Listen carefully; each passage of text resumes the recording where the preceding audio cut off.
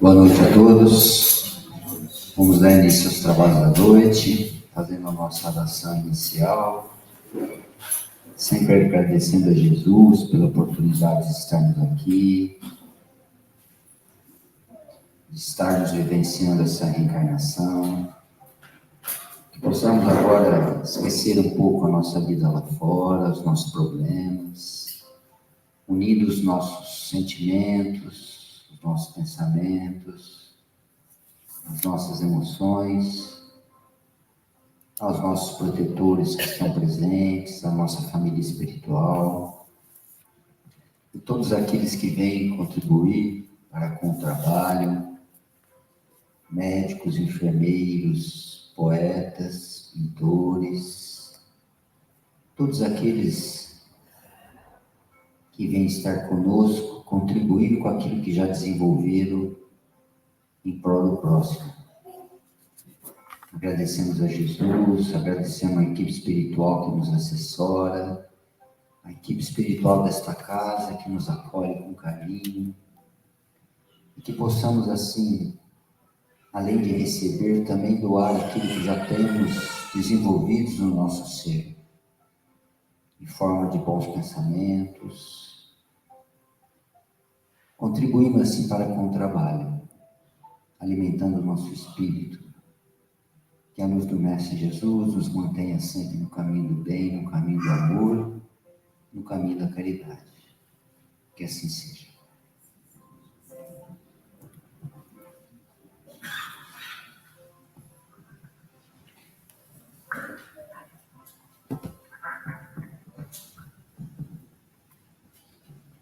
Vamos lá, então, a reflexão da noite. Boa noite àqueles que eu ainda não tinha falado, sejam todos muito bem-vindos. E é sempre bom rever amigos que passaram por aqui de vez em quando na casa. Bem, esse tema, paz e bem, construamos a paz promovendo o bem, eu trouxe para que a gente possa pensar no nosso dia a dia.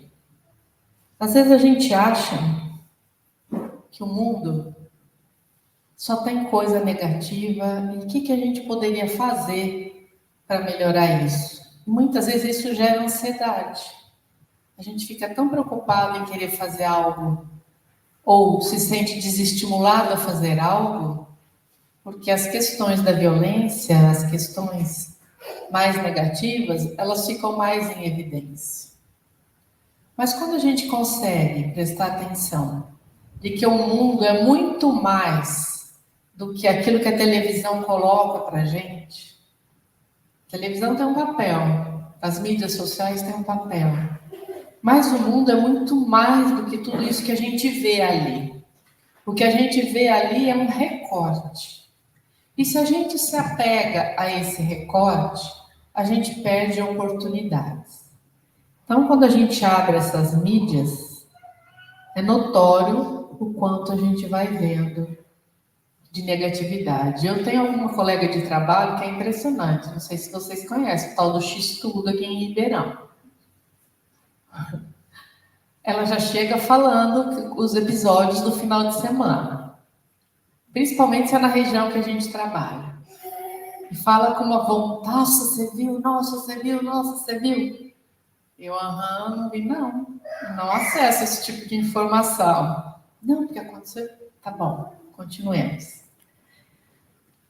Falamos, criticamos, mas o que a gente tem feito? Normalmente, a gente diz que não pode fazer nada para mudar a situação.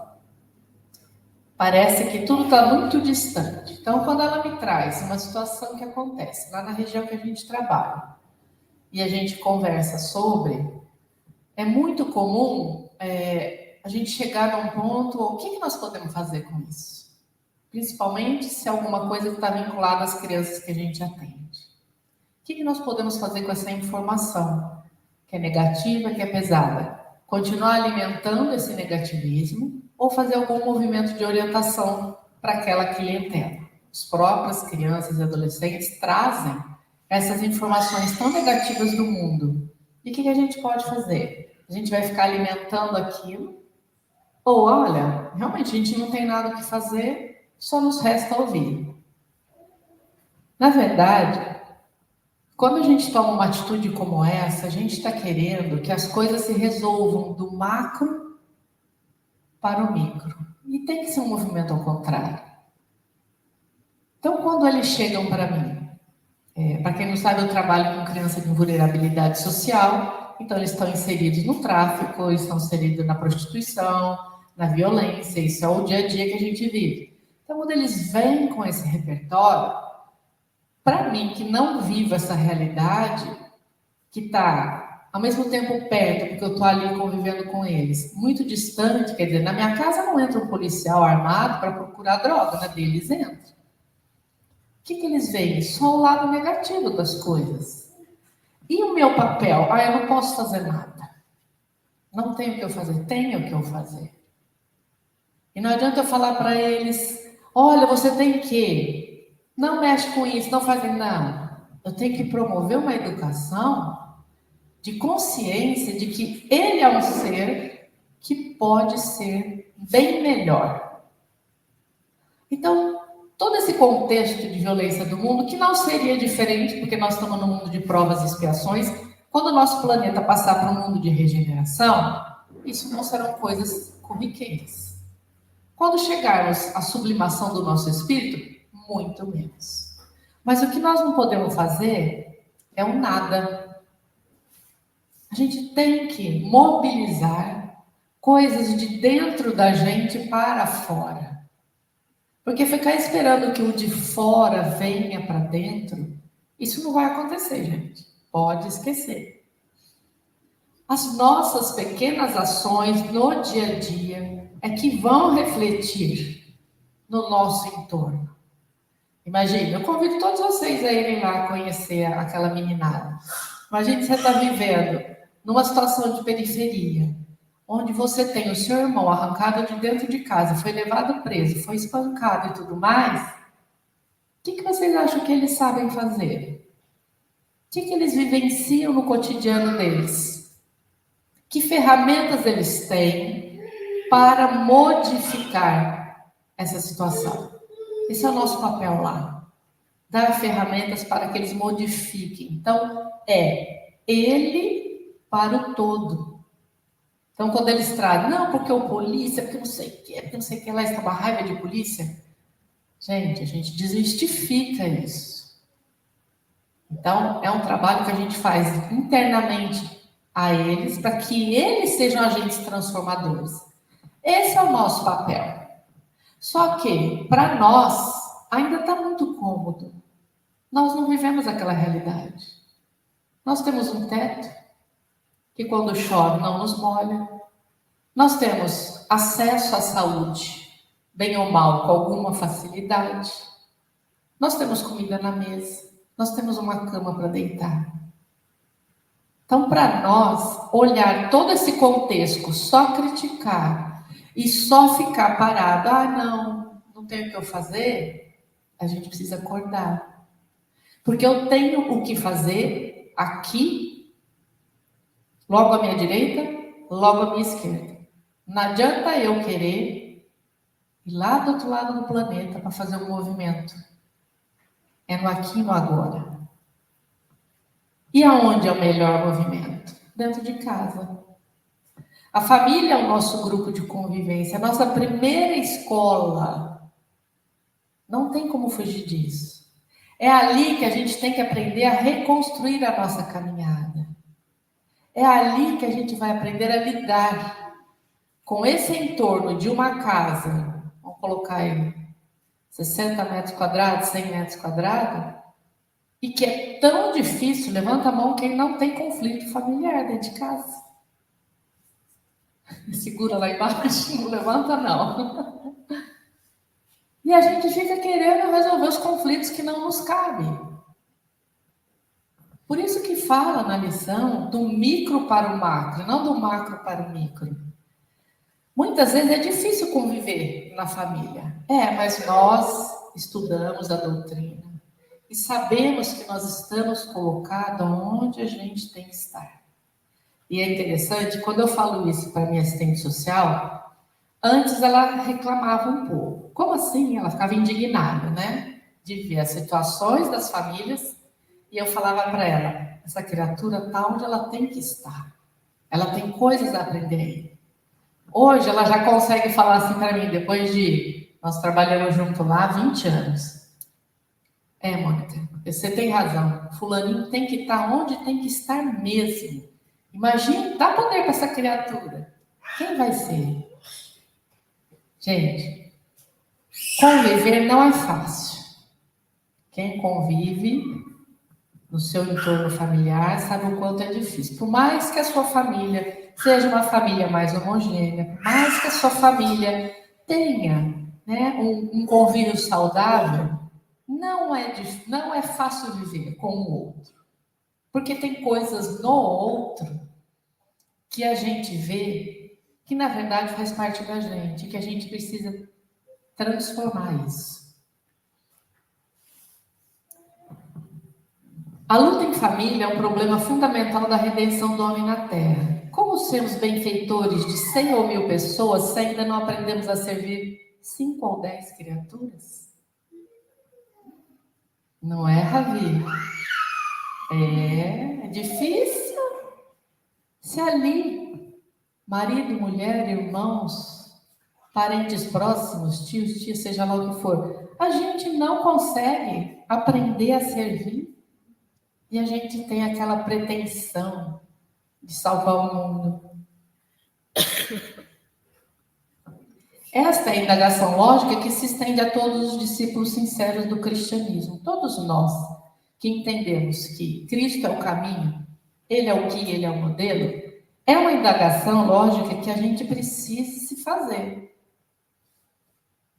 É impossível, a gente fazer pelo mundo quando ainda a gente não consegue fazer pela gente mesmo. Não vou nem estender agora a família, pela gente. O alto amor, o saber se enxergar com as suas sombras, com as suas virtudes, para que a gente aprenda a lidar. Nunca nenhum de vocês falou assim, nossa, hoje nem eu estou me aguentando. Levanta a mão quem já falou, para eu não achar que só sou eu que faço isso. Não, graças a Deus. Estava achando que era só eu. Então eu falo, meu Deus, hoje está impossível, a Mônica não tá dando. Então é isso que a gente tem que aprender a fazer. A cuidar da gente. Para que a gente cuide da família, para que aí sim a gente tenha bagagem, consistência, para que a gente possa fazer pelo mundo. Hoje, com a fluidez das relações, o lar, não a casa. Porque casa é parede e teto. O lar é uma constituição de reunião de pessoas sobre o mesmo teto. Está precisando de cuidado. É a oportunidade que nós temos de trabalhar sentimentos, trabalhar o amor divino. É no lar. Habitar um espaço físico não caracteriza um lar. O que caracteriza um lar é as relações que você cria ali dentro. De respeito, de companheirismo, de tolerância, de paciência. Isso sim é um lar. O resto é casa, onde pessoas coabitam. Sendo assim, com a fluidez das coisas hoje em dia, principalmente das relações, vou experimentar, vou viver aqui, vou viver ali, perdeu-se um pouco essa noção do que é o lar. Não tá bom, vira as costas e vou embora. É porque a gente não aprendeu a olhar para dentro da gente. Porque se eu vejo no outro algo que me incomoda, não tá legal, não tô tolerando. Tá, o que eu posso fazer em mim para trabalhar isso em mim, para que eu seja o tolerante perante o outro? Porque se eu me descubro nessa situação, é fácil eu entender o outro naquele momento. Eu não entendo o outro, por quê? Porque eu nem me entendo. Foi o que eu falei, tem dia que eu falo, não tá bom, eu não tô boa. Mônica, hoje não vai dar certo nós duas. Então, é a oportunidade que nós temos de trabalhar os sentimentos, o amor divino. Para quê? Para não nos estimularmos à violência. E a violência, ela não precisa ser uma violência física.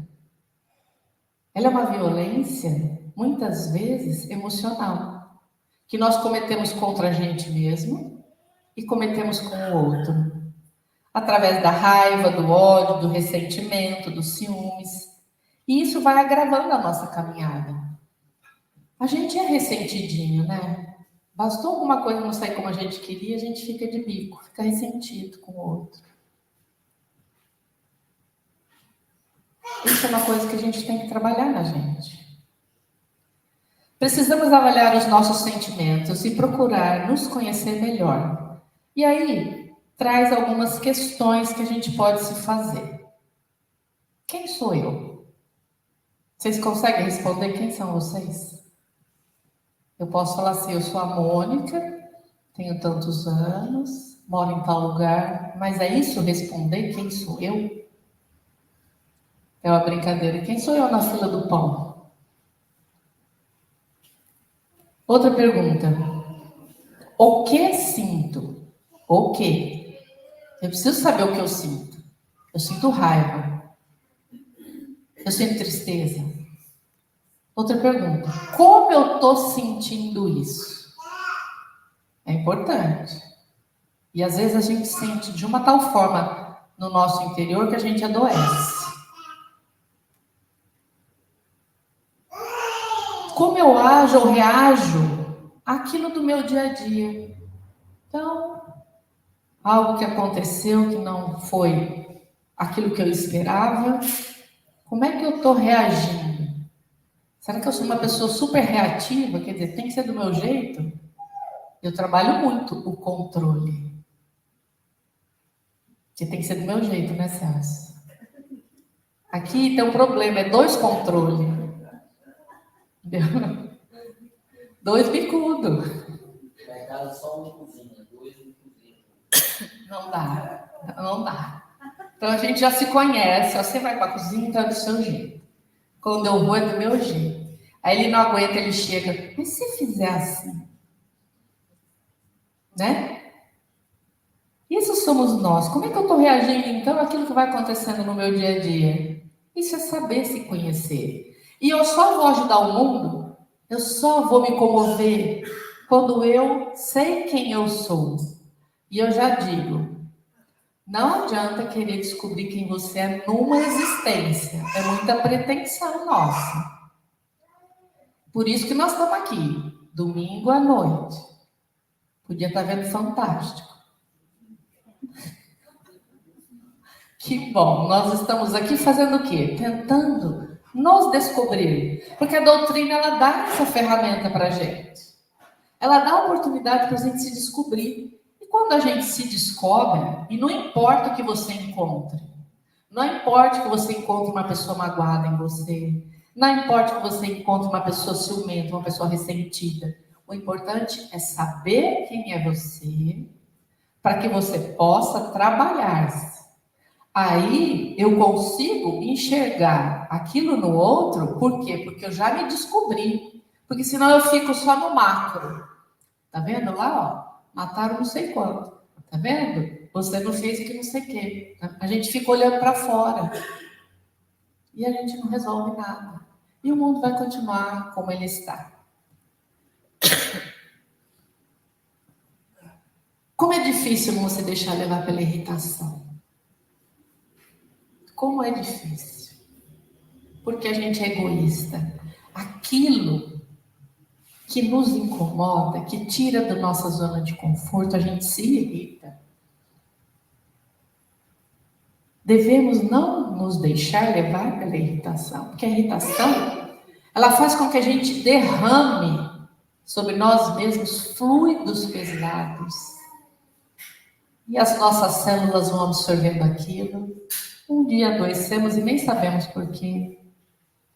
Aí procuramos o médico, ele não descobre o que é. Porque talvez ainda esteja a nível de perispírito. Mas somos nós, é a nossa irritação. Procurar nos controlar, não devolver agressões na mesma moeda. Como é difícil fazer essa atividade, essa atitude de não devolver agressão na mesma moeda.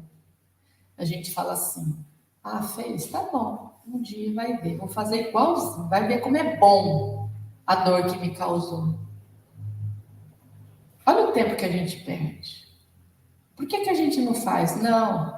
Tá com algum problema, o irmão, o marido, o vizinho, o primo, seja lá quem for. Vamos mostrar qual é o caminho para ele. Ah, mas se eu fizer diferente, ele não vai aceitar. De quem é o problema? Do outro. O que não nos cabe é fazer justamente isso, o toma lá da cá. Nós já passamos da lei de talião. Arrancou a mão, vai perder a mão. Matou, vai morrer. Não precisamos mais disso. Chega. E isso é o que normalmente as pessoas não esperam. E quando agimos assim, a gente desarma o agressor. Eu trago uma experiência minha, sem nomes e sem controvérsias, não estou reclamando, é só um exemplo. É de uma pessoa que, de fato, levantou-se, colocou o dedo, só faltou encostar no meu nariz, mas apontou e falou, e esperando que eu reagisse. Eu percebendo isso, não estou contando vantagem, porque naquela hora eu queria reagir. Eu queria, mas eu respeitei o espaço, que era aqui dentro, inclusive. Quando eu me percebi que eu estava ficando exasperada, que eu queria falar poucas e boas, eu resolvi fechar a boca. Eu estava espumando por dentro, mas eu fiquei quieta. Essa pessoa falou, foi perdendo a força, acalmou, passou. Confesso que o meu coração não ficou bonitinho, tá? Seria uma hipocrisia da minha parte. Mas, depois pensando, eu falei, poxa vida, se eu tivesse dado gás naquela conversa, onde eu tinha chegado? Então, a gente precisa, de fato, fazer diferente, para que a gente desarme o agressor. Sendo assim, a gente vai agir a nosso favor. Por quê? Porque a gente vai se equilibrar. As forças do bem conseguirão chegar até nós, pois tudo que emanamos retorna para nós. E eu fiquei pensando naquela situação. Se eu tivesse revidado a fala, talvez eu não sei onde a conversa ia chegar. E aí depois, como que eu iria ficar? Aí eu agradeço aos meus amigos que talvez amarraram a minha boquinha, que eu não fala nada, fica quieta. Emmanuel diz que a paz não é indolência do corpo, a paz é saúde e alegria do espírito. Nós temos que fazer do nosso dia a dia, em qualquer lugar que estejamos, mas eu gosto de colocar o lar em primeiro lugar. Um espaço de harmonia, de boa convivência, porque um lar desarmonioso, você fala, eu não vou ficar aqui. A gente quer sair, porque gera mal-estar. E na maioria das vezes, não é o outro que está de cara amarrada com a gente. Nossa, você acordou com a veia torta hoje, hein? Ele tem o direito de acordar com a veia torta. Mas se a gente for pensar bem, nós mesmos não estamos com a boa energia naquele dia. Porque o outro estando na situação negativa, se eu estou bem, eu não capto aquilo. Eu olho, eu sinto, eu respeito, eu mudo de atitude, eu mudo de pensamento e não capto aquilo. Mas a partir do momento que eu, nossa, olha, que mau humor, eu estou entrando naquela vibe, não adianta. E aquilo vai chegar em mim. Aquilo não tem jeito. Aí o dia acabou. Acabou. Se fizermos aos outros o que gostaríamos que fizessem a nós, a gente estaria fazendo bem, plantando cada uma sua semente de amor. Nós fazemos o que gostaríamos que fizesse para a gente? O tempo todo? Tá vendo? Ninguém levantou a mão. Porque é assim. A gente não faz para o outro o que a gente gostaria que fizesse para a gente, porque a gente fala assim, ele não faz para mim, também não faço para ele. E tá tudo bem, é normal, por isso que nós estamos aqui, revendo conceitos, estudando a doutrina, buscando, no exemplo do Cristo, conceitos para que a gente possa, amanhã, depois de amanhã, na próxima encarnação, daqui 1000 anos, não importa. O importante é estar na caminhada, né? realmente fazer para o outro o que a gente gostaria que fizesse conosco. A ação do pensamento, a prece, a verdadeira caridade no silêncio agem positivamente a nosso favor. Então, no momento de desequilíbrio, que a gente se coloque no silêncio, mas não no silêncio onde a gente está remoendo coisas, no silêncio onde a gente está orando, pedindo primeiro para a gente: Senhor, me dê paciência, me acalma o coração, e depois pedindo para o outro. Amar ao próximo como a si mesmo, dizia o Cristo. Fazer os outros o que gostaríamos que fizessem com a gente. Essa é a expressão máxima da caridade. Máxima da caridade. Nós estaremos num mundo melhor, sem raiva, sem ódio, onde a benevolência é mútua. Não existe tranquilidade real sem o Cristo em nós. Essa figura crística, que a gente chama de Cristo porque ele vem de uma esfera crística diferenciada da nossa. O nome dele é Jesus. Jesus é o nosso referencial. E como o colega Haroldo diz, ele é o modelo e o guia. Por quê? Porque ele já conhece o caminho. Sem esse conhecimento, a gente não evolui. Ah, mas eu não acredito em Jesus.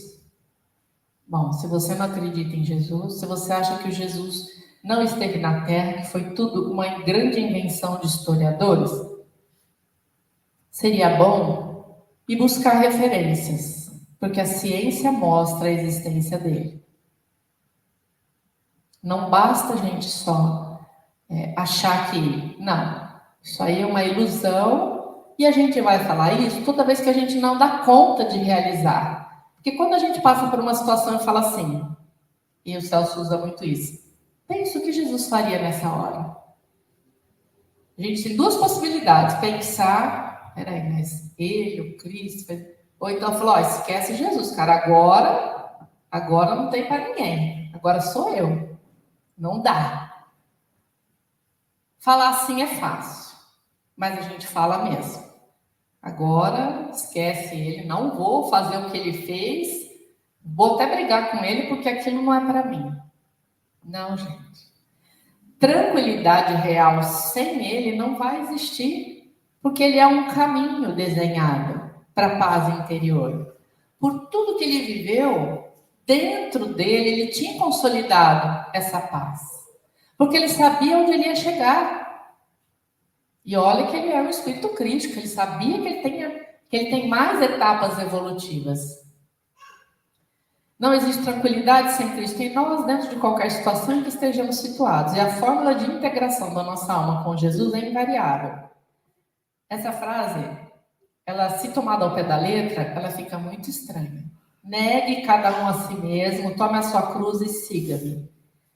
Quando ele disse isso, ele não falou, esquece quem você é. Muito pelo contrário. Ele falou, quem é você?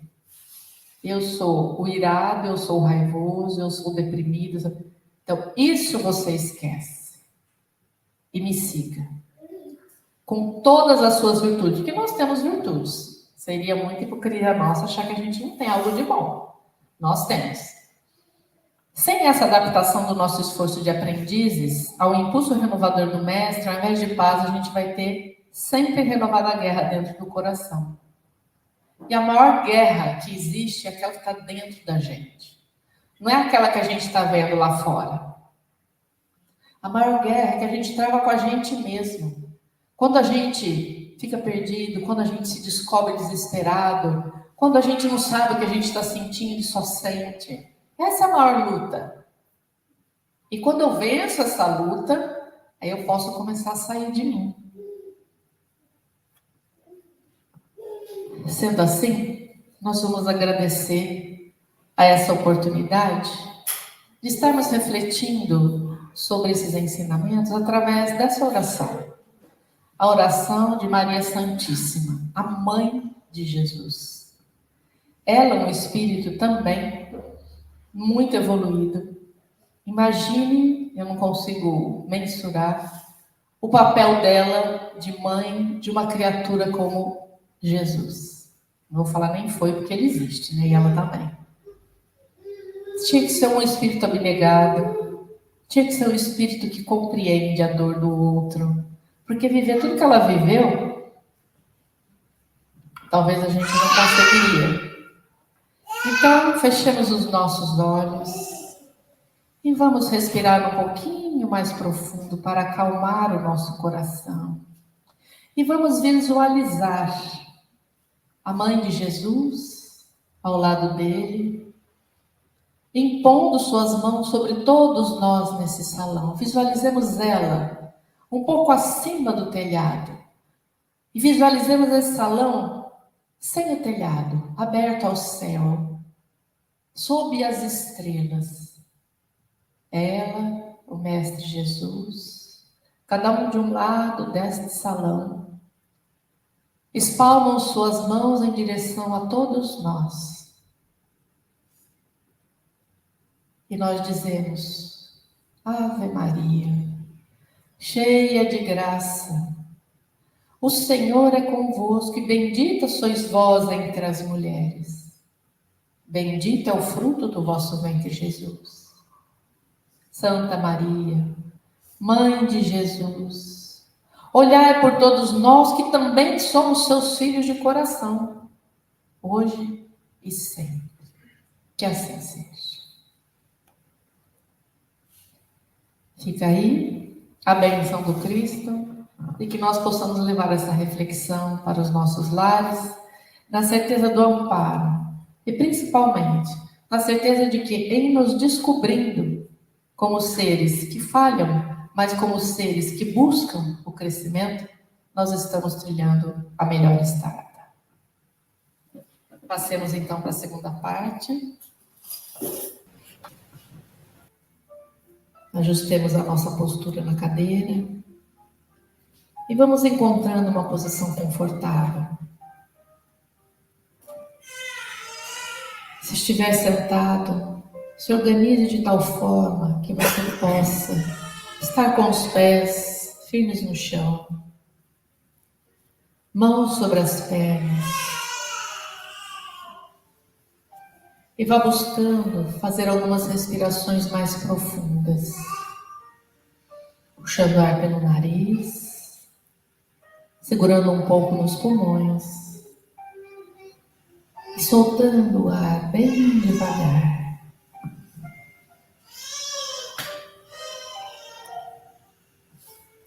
Faça isso algumas vezes.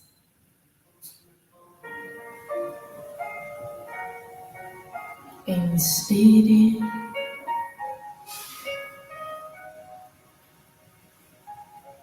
Expire.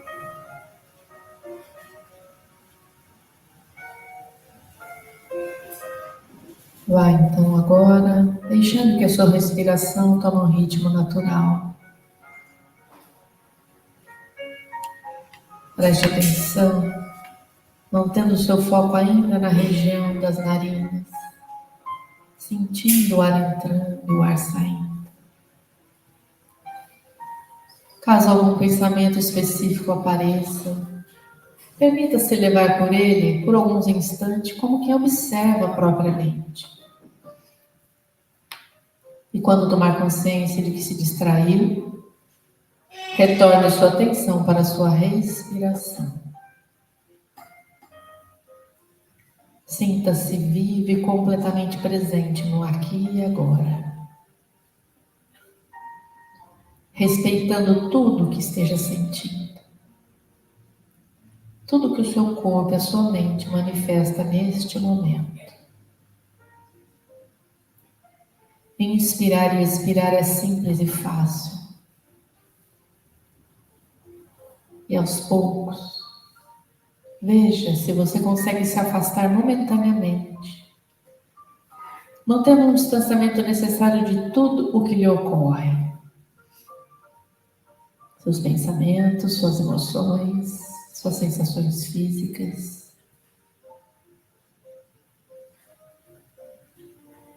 É bem difícil entender e compreender a natureza dos pensamentos quando estamos submersos por eles. E quando nos distanciamos, podemos perceber que eles não são tão grandes ou significativos quanto aparentavam ser. Vá se desfundindo do seu processo, como se pudesse observar a uma longa distância. Vá se observando a essa distância e perceba o quão confortável e demasiadamente mais fácil se torna lidar com as emoções e pensamentos quando estamos a uma distância segura. Passe a ser um observador de você mesmo.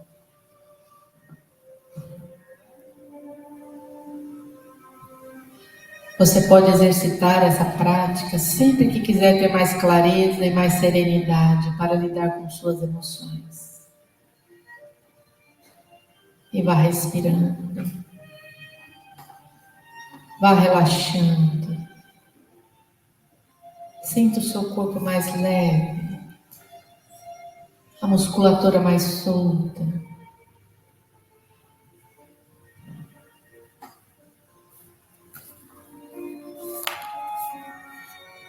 Observe e acolha a natureza da sensação que te faz, neste momento, sem procurar julgar, classificar ou avaliar cada uma delas. Apenas sinta o que chega até você, de você mesmo. E vá aceitando o seu processo.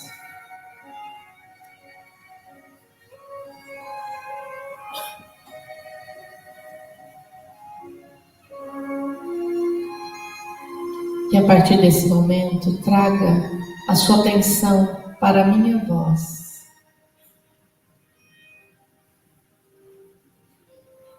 Nós vamos entrar num estado agora de maior profundidade. E vamos descendo então. Visualize uma escada. E que você desce lentamente, degrau por degrau. E a cada passo que você dá, no degrau abaixo, você vai sentindo mais relaxado. Vá descendo devagar. Sinta paz, serenidade, calma, se espargindo por todo o seu interior. E você vai se sentindo mais relaxado.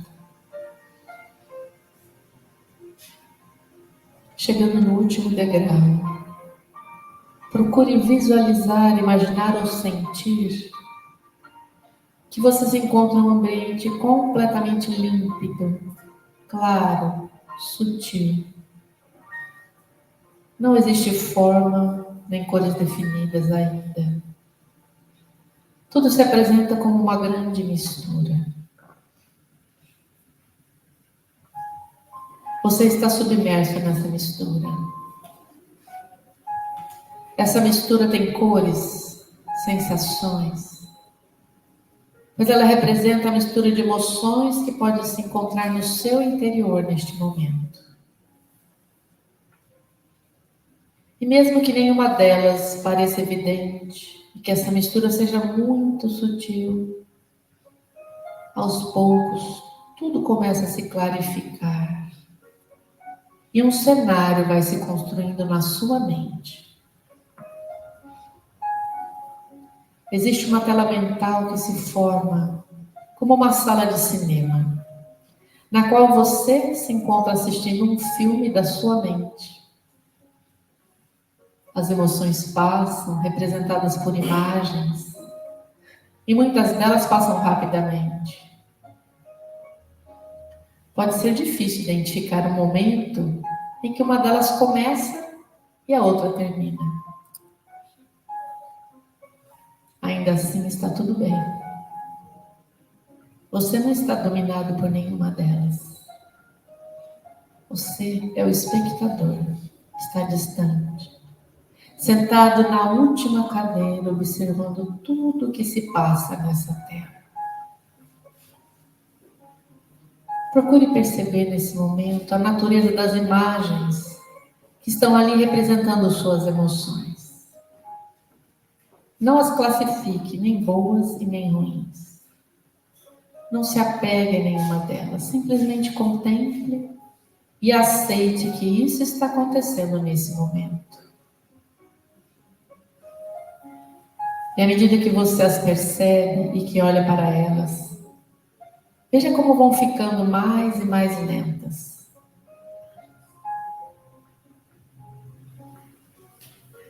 Sinta-as como se elas realmente são projeções e imagens que são manifestadas com algum tipo de sensação de natureza não clara em seu corpo e que por demasiadamente controlam você. Mas agora, nessa serenidade e calma, elas não têm poder. Está tudo bem. Continue contemplando pelo tempo que for necessário. Sinta tudo e observe cada uma delas.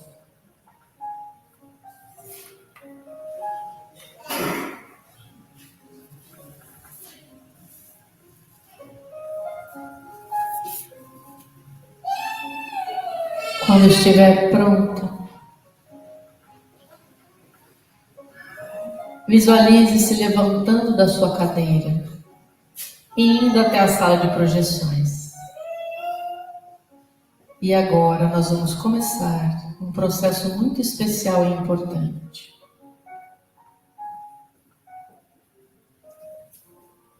Veja, abrindo a sala de projeções onde você encontra um daqueles projetores antigos, com as fitas de negativos que eram utilizadas para projetar as imagens.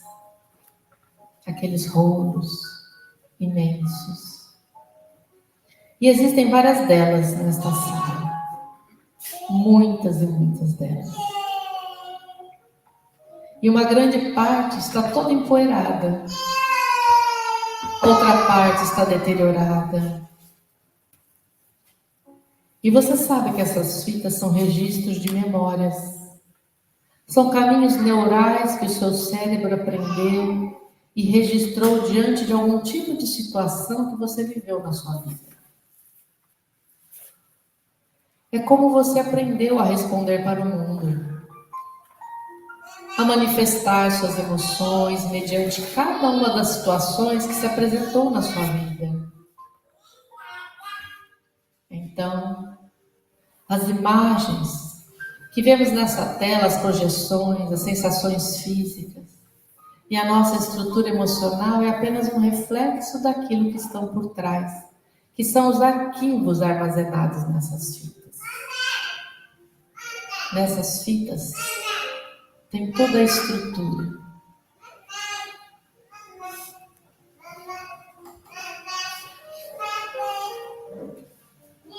Agora veja que em um determinado canto da sala existe uma caixa repleta de materiais de limpeza. Existem também algumas caixas vazias. Vamos começar a limpar, a tirar toda a poeira acumulada sobre essas fitas. A poeira faz com que as imagens delas fiquem distorcidas no projetor. Então segure cada uma delas e vá olhando para esses registros, para essas memórias. E não se preocupe em identificar cada um deles, mas apenas sinta a sensação de limpeza. A sensação de tirar toda essa poeira acumulada, toda essa sujeira que estava impedindo de ver e de sentir claramente, impedindo de entender e de se perceber. Vá tirando as caixas antigas com fitas armazenadas há muito tempo, lá da sua infância. Você vai limpando, tirando uma a uma. Vai selecionando algumas delas e vai separando outras que se encontram com defeitos, deterioradas com o tempo e que estão danificadas de alguma forma. Essas podem ser aquelas memórias que funcionam como um processo de impedimento e bloqueio em sua vida. Não precisa saber necessariamente quais são cada uma delas. O seu inconsciente sabe exatamente quais aquelas que não estão contribuindo. Você apenas as vê como fitas parcialmente deterioradas e vai separando cada uma delas nas caixas vazias. Você pode separar essas fitas para uma eventual restauração ou para se desfazer delas, se julgar necessário. Vá limpando e selecionando. Depois disso, vá limpando também as prateleiras onde as fitas se encontravam armazenadas. Limpe o projetor, limpe a sala, limpe tudo aquilo que achar necessário. Deixe o mais limpo possível. E quando tudo estiver limpo, você começa a organizar esse espaço.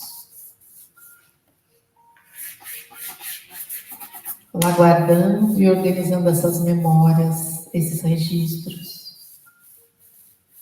Pois muitos deles são importantes para regular positivamente a sua vida.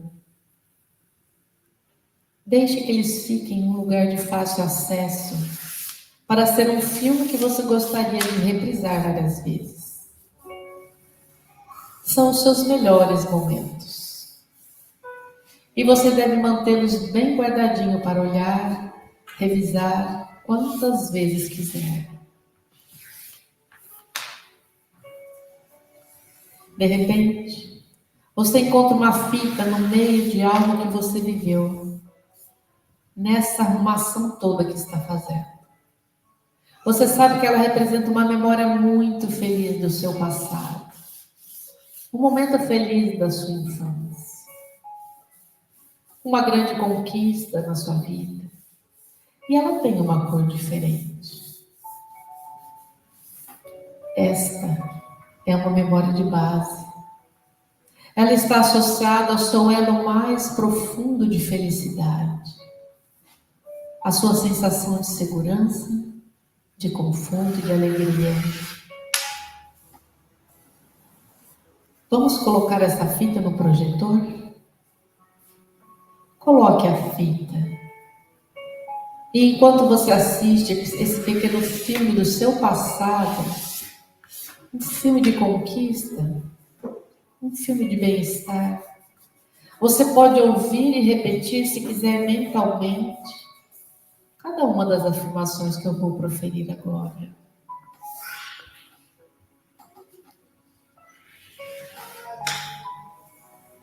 Eu me limpo de todos os registros que não servem mais.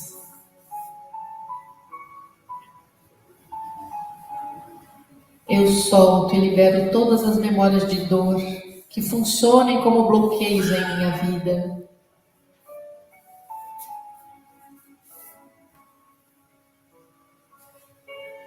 Eu estou adquirindo controle e compreensão profundos sobre as minhas emoções.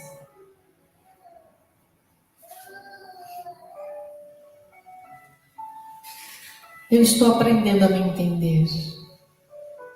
E assim consigo entender as pessoas ao meu redor.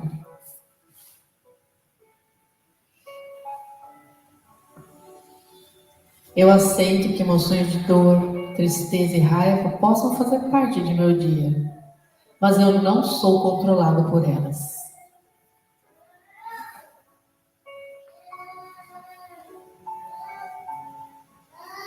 Eu libero todas as memórias, todos os registros que estão de alguma forma influenciando ou limitando o meu centro emocional.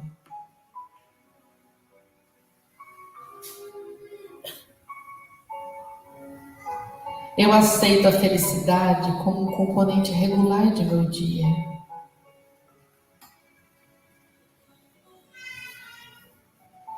Eu entrego de volta tudo aquilo que não é meu e quebro todos os vínculos e contratos de escassez e fragilidade emocional.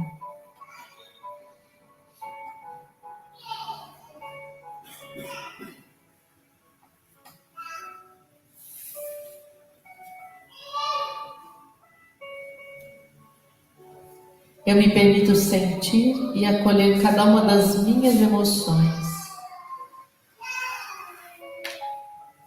Eu me respeito acima de tudo. Eu sou capaz de observar, de entender claramente tudo o que está acontecendo no meu interior e me limpar daquilo que não serve mais.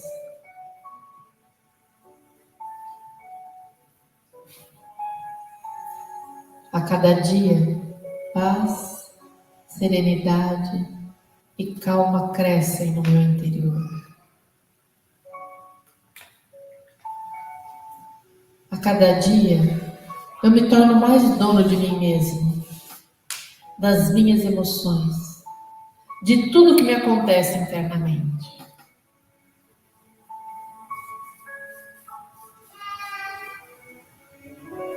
Eu estou aberto emocionalmente para experimentar todas as sensações maravilhosas que a vida me oferece e acolho aquilo que contribui para o meu crescimento.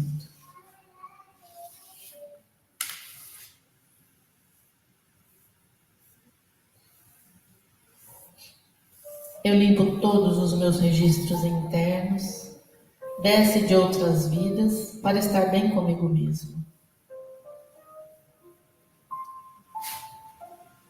Eu me aceito e me amo.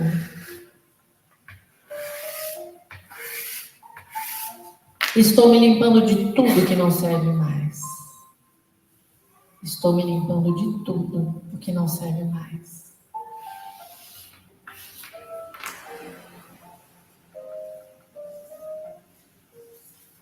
Muito bem. Aos poucos você pode finalizar toda essa arrumação dessa sala de projeção de sua mente.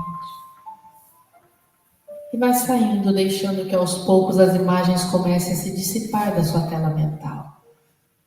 Vai retornando, pouco a pouco, ao momento presente. Sentindo-se sentado, respirando mais profundamente, percebendo o seu entorno.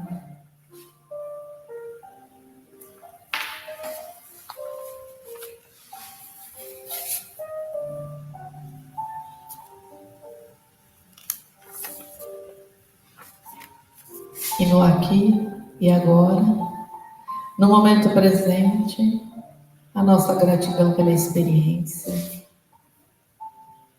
a nossa gratidão por termos a oportunidade de acessar a nós mesmos, sempre que acharmos necessário.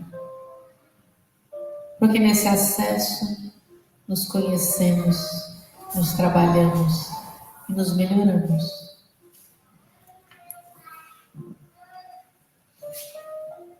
E agradecidos que somos a toda essa equipe